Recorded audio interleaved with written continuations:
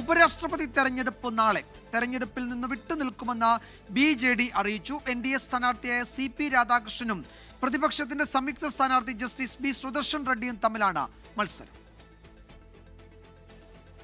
രാവിലെ 10 മണി മുതൽ വൈകിട്ട് 5 മണി വരെയാണ് വോട്ടെടുപ്പ്. വൈകിട്ട് 6 മണിക്ക് വോട്ടെണ്ണൽ ആരംഭിക്കും. പ്രധാനമന്ത്രി നരേന്ദ്രമോദി പഞ്ചാബ്, ഹിമാചൽ പ്രദേശ് അംഗങ്ങളോടൊപ്പം രാവിലെ 10 മണിക്ക് തന്നെ വോട്ട് രേഖപ്പെടുത്തും.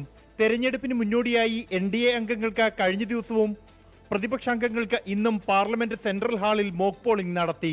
NDAയുമായും ഇന്ത്യ സഖ്യവുമായും സമദൂരം പാലിക്കുമെന്നും തെരഞ്ഞെടുപ്പിൽ നിന്നും വിട്ടുനിൽക്കുമെന്നും BJD. The Biju Janata Dal remains equidistant from both NDA and India alliances. തെരഞ്ഞെടുപ്പിൽ ഇന്ത്യ മുന്നണി ഒറ്റക്കെട്ടായി നിൽക്കുമെന്ന UDF കൺവീനർ അടൂർ പ്രകാശ് വ്യക്തമാക്കി.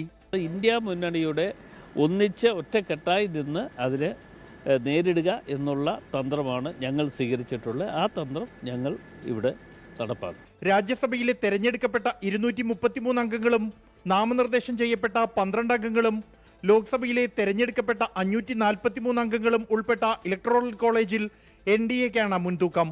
എന്നാൽ ഇത് പ്രത്യയശാസ്ത്ര പോരാട്ടമെന്നാണ് പ്രതിപക്ഷം വിശേഷിപ്പിക്കുന്നത്. കാലിത്തീറ്റ കേസിൽ ശിക്ഷിക്കപ്പെട്ട ലാലു പ്രസാദ് യാദവിനെ സുദർശൻ റെഡ്ഡി സന്ദർശിച്ച് പിന്തുണ തേടിയതിനെതിരെ BJP രംഗത്ത് വന്നു. 24 ഡൽഹി.